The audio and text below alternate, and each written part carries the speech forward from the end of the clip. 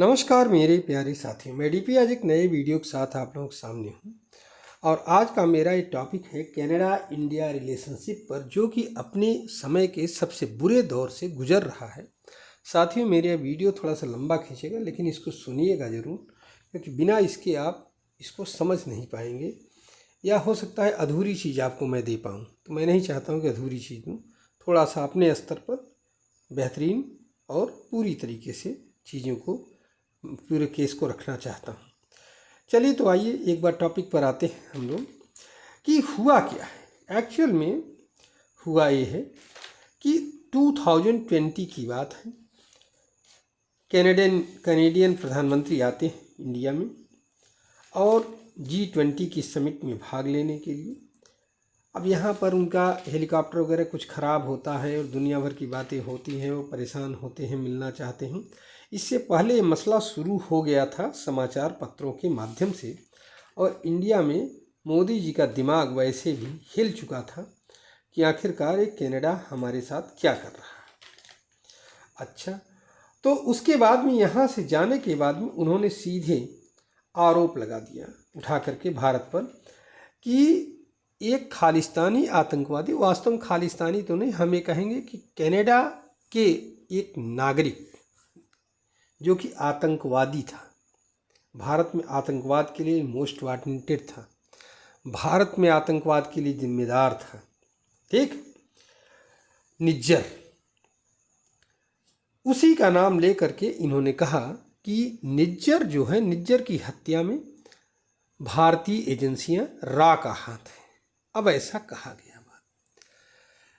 फिर भारत ने कहा भाई ठीक है, अगर आप कुछ कह रहे हो तो आप इसका सबूत दे दीजिए। सबूत कुछ नहीं दिया, सालों साल तक पड़ा रहा, कोई सबूत नहीं दे पाया। बस हर साल कनाडा का प्रधानमंत्री जस्टिन ट्रूडो जो है सिर्फ आरोप लगाता रहा भारत पर बस। अब इनमें क्या है कि इनका एक P5 नेशंस का एक वो है, सबूत के नाम पर सिर्फ वो इतना ही कहता है कि हमारी P5 नेशंस की एक रिपोर्ट है जो ये बता रही है। P5 नेशन क्या है, ज़रा सा इसको भी आप लोग जान लीजिए कि शीत युद्ध के समय में रसिया पर निगाह रखने के लिए 5 देशों की एक संस्था बनी थी, अमेरिका, ब्रिटेन, न्यूजीलैंड और ऑस्ट्रेलिया और कनाडा। इन 5 देशों ने मिल करके क्या कहते हैं, रसिया पर अपनी निगाह बनाए रखी थी। यही है P5 कंट्रीज।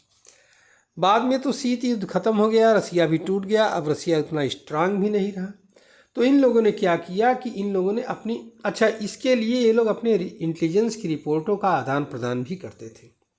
बाद में P5 रसिया रहा नहीं, तो P5 कंट्रीज़ के जितने भी देश थे ये एक दूसरे के साथ इंटेलिजेंस का आदान प्रदान करते थे, अपने खुफिया जानकारी आदान प्रदान करते थे, और इससे बाकी देशों के, दुनिया के देशों की खुफिया जानकारियों को लेने लगे। तो कनाडा ये कह रहा है कि P5 देशों का ये कहना है। तो भारत ने कहा भाई चलो उसी का कुछ सबूत दो, कौन सा P5 का देश हमको देखा है, क्या है, पूरा मसला हमें बताओ भाई, तो हम बताएं भाई कि कौन है कौन नहीं। अच्छा, अभी ये जिन फिर से बहुत ज़्यादा जिंदा हो गया। क्यों?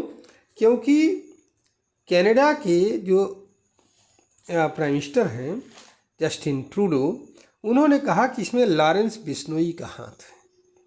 अब बताओ, तो फिर भारत ने कहा कि भाई आप सबूत दो। ये मामला बहुत बढ़ गया, ये मामला जो है बहुत बढ़ गया, और इतना बढ़ा कि एक दूसरे के राजनयिकों का निष्कासन भी इसमें हो गया है। अब आप समझ लीजिए ज़रा सा कि मामला इतना बढ़ गया है। अच्छा, खासियत इसमें सबसे बड़ी ये है कि कनाडा कोई सबूत नहीं दे रहा। अभी मैं इस पर भी चर्चा करूँगा कि भारत के जो राजदूत हैं उन्होंने भारत छोड़ने से पहले, मतलब कनाडा छोड़ने से पहले, समझ रहे हैं, संजय वर्मा नाम है उनका, तो संजय वर्मा जो है कनाडा छोड़ने से पहले एक धमाकेदार इंटरव्यू CTV को दिया था। करीब आधे घंटे के आसपास का इंटरव्यू है। इसमें उन्होंने कनाडा को उधेड़ करके रख दिया। आप समझिए ज़रा सा, अभी मैं इस पर चर्चा करूँगा, उनके इंटरव्यू की भी पूरी बात करूँगा, लेकिन थोड़ा सा ये देखने की कोशिश करिए कि कहाँ से क्या चल रहा है। अच्छा, हुआ ये कि भारत ने जो है कहा कि अगर आप बेबुनियाद आरोप लगाते रहोगे तो मैं इस पर आपकी कोई भी मदद नहीं कर पाऊंगा। अच्छा, राजनयिकों का निष्कासन हो गया एक दूसरे के देशों का। पहले भारत ने निकाला, फिर कनाडा ने निकाला भारत के राजनयिकों को। कहीं कहीं पर ये कहा जा रहा है कि पहले कनाडा ने निकाला फिर भारत निकाला, खैर इसमें नहीं जाना है हमें।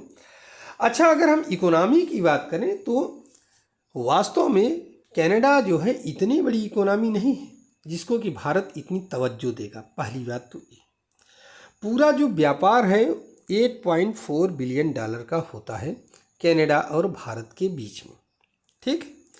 भारत इसमें से 4.6 बिलियन डॉलर का इंपोर्ट करता है कनाडा से, और कनाडा जो है इंडिया से लेता है 3.8 बिलियन डॉलर का सामान। ऐसे में बहुत ही मतलब बैलेंस था व्यापार था। और भारत इवन कुछ मिलिट्री इक्विपमेंट भी लेना चाहता था कनाडा से, लेकिन अब उसने रद्द कर दिया ये सौदा। BNP थी एक मतलब मिलिट्री व्हीकल थी कोई बख्तरबंद, उसी को लेना चाहता था, लेकिन उसने इस समझौते को रद्द कर दिया है फिलहाल के लिए। और ये जो सामान एक्सपोर्ट इंपोर्ट हो रहा है भारत और कनाडा के बीच में, इसमें अगर सामान की वैल्यू के दृष्टि से देखा जाए, अवेलेबिलिटी के दृष्टि से देखा जाए, तो कनाडा भारत को कोई ऐसा इम्पॉर्टेंट मटेरियल नहीं सप्लाई कर रहा है जिसके बिना भारत का काम रुके। इसलिए कनाडा जैसे कंट्री को सिर्फ इसलिए क्योंकि वो गोरों का देश है और हम उनकी बातों को स्वीकार करते रहें, ये भारत के लिए या इस समय मोदी के इंडिया के लिए स्वीकार करना असंभव काम है। हो सकता है कोई और सरकार रही होती तो आपकी बात सुन लेती या सुनी गई होगी कभी, लेकिन अब ये संभव नहीं है। अच्छा, इसने क्या किया कि एक पत्रकारों के सामने कुछ बातचीत भी करने की कोशिश किया। ANI जो समाचार एजेंसी है उसका प्रेस कॉन्फ्रेंस में वो शामिल था, और उसने जब बात किया और इसमें जो है और थोड़ा सा सवाल जवाब करने की कोशिश किया, तो जो ट्रूडो था वो भाग गया प्रेस कॉन्फ्रेंस छोड़ कर, कुछ बात नहीं किया। समझ रहे हैं। अब यहाँ पर जो है ब्रिटेन और अमेरिका भी कनाडा के साथ आ गए, और अमेरिका ने तो गुरपतवंत सिंह पन्नू जो कि कैनेडियन नागरिक भी है और अमेरिकन नागरिक भी है, उसको लेकर के एक बवेला मचा दिया। पिछले दिनों ही ये बवेला मचा था, आपको मालूम होना चाहिए, जिसमें एक भारतीय को चेकोस्लोवाकिया से प्रत्यर्पित किया। हाँ, गुप्ता जी थे। उसके बाद में जो है क्या किया कि उसने ये भी कहा कि CC1 नामक एक व्यक्ति इन्वॉल्व है। अच्छा, तो अब उसने CC1 का नाम रिवील कर दिया है अमेरिका ने, और उसको विकास यादव के नाम से वो किया है कि विकास यादव है। लेकिन क्या ये कहने भर से काम चल जाएगा? अच्छा, अमेरिका ने कुछ ठोस सबूत देने की कोशिश किया है, तो भारत ने भी दिया है। कहा भाई ठीक है, आप हमसे CC1 का या विकास यादव का प्रत्यर्पण चाह रहे हो, क्योंकि भारत और अमेरिका के बीच में प्रत्यर्पण की संधि भी है एक दूसरे से, तो प्रत्यर्पित करना पड़ेगा। लेकिन ऐसा कोई वो नहीं है कि भारत ने जितने रिक्वेस्ट किए हों अमेरिका से, अमेरिका ने सारे प्रत्यर्पण भारत के लिए कर दिए। नहीं, ऐसा कुछ नहीं। आप ये समझने की कोशिश करिए कि भारत में जो है क्या कहते हैं, भारत ने 26 आतंकवादियों की एक लिस्ट दिया जिसमें पन्नू का भी नाम है, जिसमें जो है पन्नू का भी नाम है, और कहा कि भाई इनको प्रत्यर्पित कर दीजिए, तो हम भी CC1 को प्रत्यर्पित कर देंगे, कोई दिक्कत नहीं। लेकिन अमेरिका ने उन 26 नागरिकों के जो अमेरिकन नागरिक हैं और भारत में कुछ न कुछ गड़बड़ी कर गए हैं, वो चाहे पूरा पहले भारत के नागरिक रहे हों या कि न रहे हों या क्या है, लेकिन उनमें से किसी पर भी कोई कार्रवाई नहीं किया है। सिर्फ 2-4 लोगों को प्रत्यर्पित किया गया है बस। 90% केस जो है हमारे ऐसे ही डाल दिया इसने, अमेरिका ने, कहाँ, खाली बस्ती में। तो अब बताइए, ऐसे स्थिति में क्या आप हमारे एक नागरिक का प्रत्यर्पण चाहते हो और हमने 26 की लिस्ट दिया है, उस पर आपने कोई हमें जवाब नहीं दिया? क्यों हम सिर्फ एक ही व्यक्ति को हम क्यों महत्व देते रहें? अगर अमेरिका की ही बात है तो अमेरिका को ही हम इतना महत्व क्यों दें? हाँ, और अमेरिका को अगर व्यापार, हम अमेरिका से डरते रहें, क्या अमेरिका को भारत के साथ व्यापार नहीं चलाना है? उसको भी तो चलाना है। अगर चलाना है तो वो भी तो हमारे लिए उतना ही महत्व देगा। तो हमारे प्रत्यर्पण पर अमेरिका एक भी ध्यान नहीं दे रहा है, लेकिन अपना प्रत्यर्पण की लिस्ट सौंप रहा है कि CC1 को प्रत्यर्पित करो। तो ऐसे थोड़े होता है। विश्व की राजनीति अगर अब इस जमाने में अगर ऐसे चलाएंगे कि हम जो कह देंगे वो हो जाएगा, या हमको पाकिस्तान समझ रहे हैं, तो ये भी गलत बात है। समझ रहे हैं?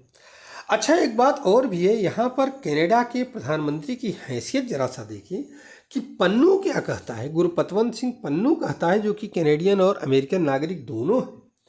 वो कहता है कि मैं जो है कनाडा के प्राइम मिनिस्टर के डायरेक्ट टच में, और उनसे सारी बातें, हमको जो है सारी बातें कनाडा के प्राइम मिनिस्टर बता रहे हैं।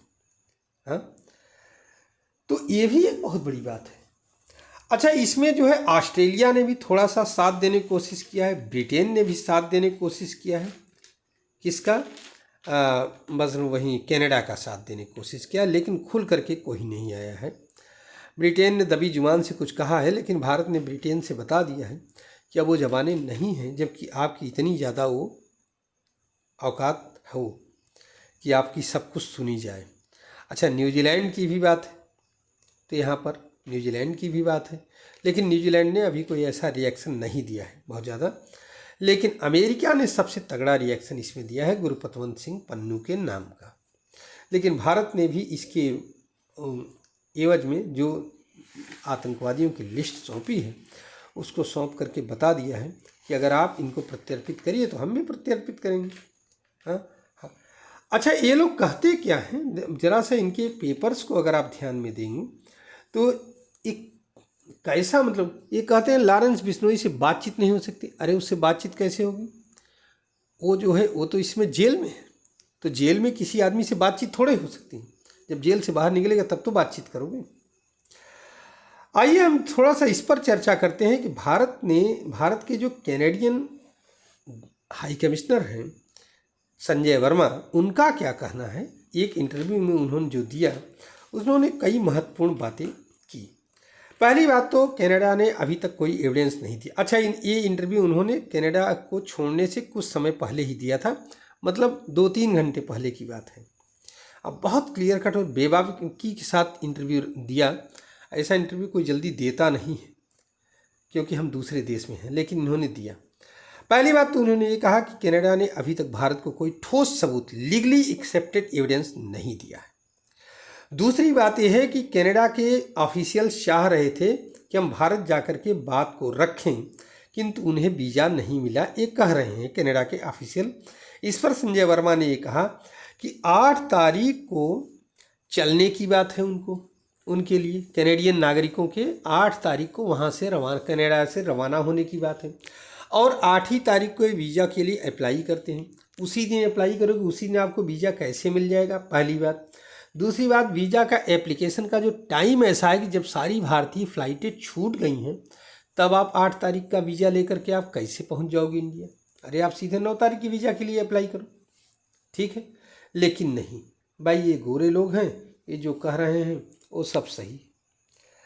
भारत ने एक बात और भी है कि 26 एक्स्ट्रेडिशन की रिक्वेस्ट कनाडा को भारत सरकार ने दिया है, और ये सब टेररिस्ट इंडिया में most wanted red corner notice में, NIA के लिस्ट में है। हाँ, कनाडा सरकार इस पर कोई बात नहीं करना चाहती। सिर्फ अपने एक नागरिक की हत्या के लिए तो बात दुनिया भर कर रही, मतलब हमारे लोगों की जान सस्ती है, उनकी जान बड़ी महंगी है। अच्छा, अब यहाँ पर जो है भारत ने सबूत भी दिया, लेकिन ये लोग सबूत भी नहीं मान रहे हैं। सबसे बड़ी बात तो ये। अच्छा, एक बात और है कि यहाँ पर जो है ये लोग जो टेररिस्ट हैं जो आपके पास हैं, उनका इंटेलिजेंस जो है, ये जो टेररिस्ट, भारत ने कहा कि ये जो टेररिस्ट जो आपके पास हैं, अर्थात कनाडा के पास हैं टेररिस्ट लोग, ये जो हैं यहीं आपके इंटेलिजेंस के, उन्होंने कहा कि आपके इंटेलिजेंस के डीप एसेट्स यही लोग हैं जो टेररिस्ट आपके पास हैं, भारतीय टेररिस्ट यही इंटेलिजेंसिया का काम कर रहे हैं, इंटेलिजेंस एजेंसी की सहायता कर रहे हैं।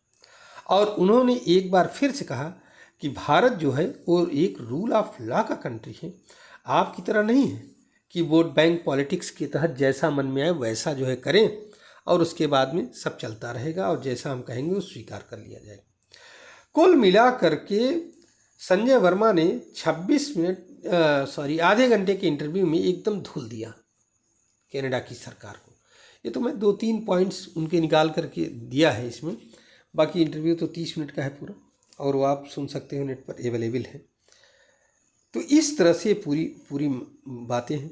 अब यहाँ पर आप लोगों को भी ये विचार करना है, कमेंट करना है कि भारत सरकार कहाँ गलत है या कि कनाडा सरकार कहाँ गलत है या अच्छी है, अमेरिका का रोल क्या है, क्या वो अपने स्थान पर सही है।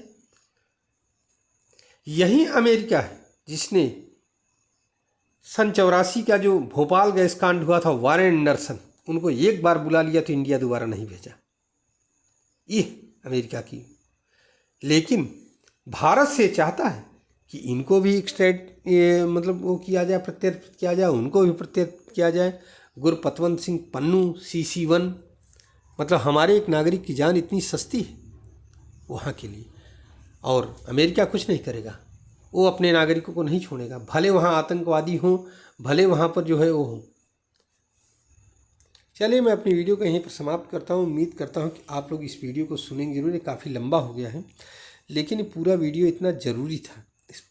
अगर आपको अच्छा लगा हो तो आप हमारे चैनल को सब्सक्राइब करिए और वीडियो को लाइक करिए और शेयर करिए। धन्यवाद, नमस्कार, जय हिंद, जय भारत।